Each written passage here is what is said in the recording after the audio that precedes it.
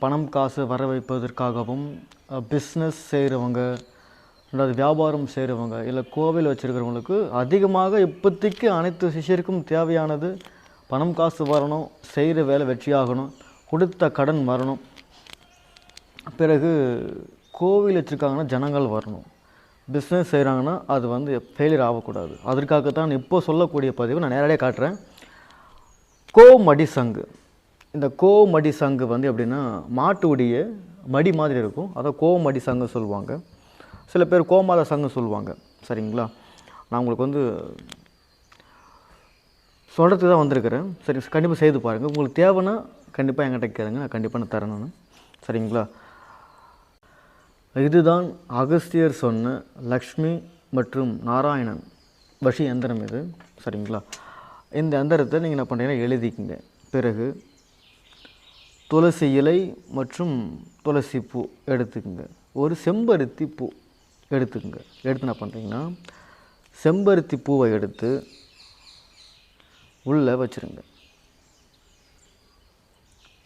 பிறகு துளசி இலையும் துளசி பூவும் உள்ளே வச்சுருங்க. காசு இருந்துச்சுன்னா ஒரு சில்லறை காசோ இல்லை வந்து தங்கம், ஒரு குண்டுமணி தங்கம் உள்ளே வச்சுருங்க.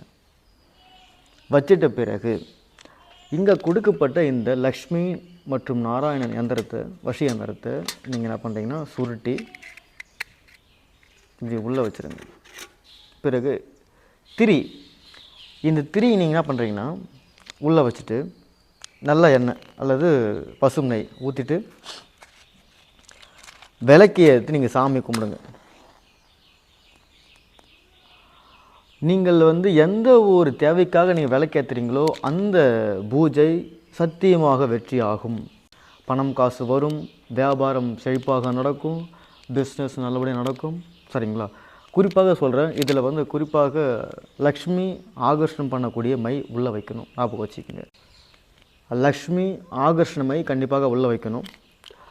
இந்த எந்திரம் மற்றும் இந்த கோமடி சங்கு, பிறகு லக்ஷ்மி வஷி மை, இது தேவைன்னா கண்டிப்பாக எனக்கு வந்து தொடர்பு கொள்ளுங்க, நான் கண்டிப்பாக நான் தரேன். குறிப்பாக இந்த பிஸ்னஸ் செய்கிறவங்க மற்றும் இந்த கோவில் வச்சுருக்கிறவங்களுக்கு இது கண்டிப்பாக தேவைப்படும். சரிங்களா?